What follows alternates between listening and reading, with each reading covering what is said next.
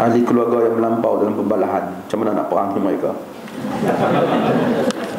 Marahlah kepada yang melampau tu, tak bawa parang cantah abang kita lah. Tapi tentu kita, Allah Ta'ala minta pelihara kita. Ramai orang Melayu kan, harta Melayu yang tak dituntut menurut apa raya-raya amanah-amanah ni, bilion kan tak?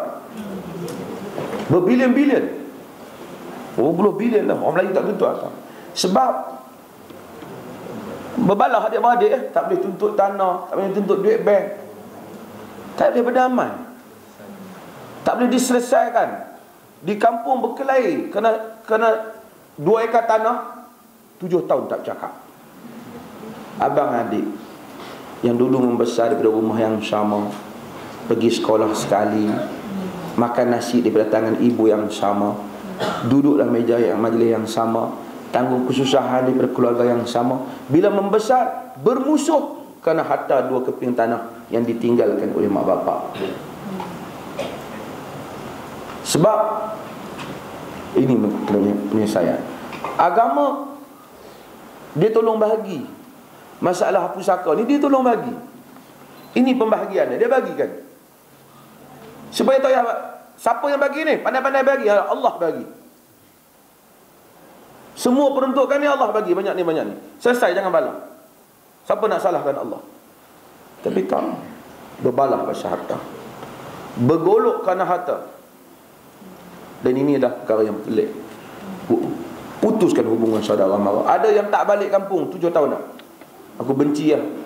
Dia duit di bank, dia ada lebih daripada tanah tu. Tanah tu kalau dapat pun kadang-kadang tak boleh, ialah hak dia. Tapi kita begini, yang bab tanah ni, bab tanah, kita tak setuju dengan awak bab tanah, awak tak betul. Kita kata ke abang kita misalnya, tapi awak sebagai abang saya dan orang Muslim, saya kenduri panggil awak, awak kenduri saya pergi. Pisahkan dua perkara tu, berbeza.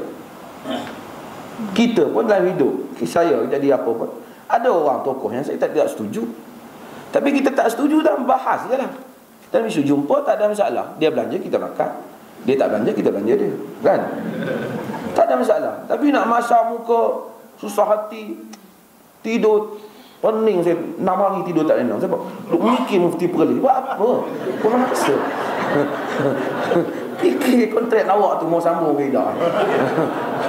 Kontrak saya tak kisah. Kita balah masalah ilmiah, masalah ilmiah. Ya, awak nak pening saya buat apa?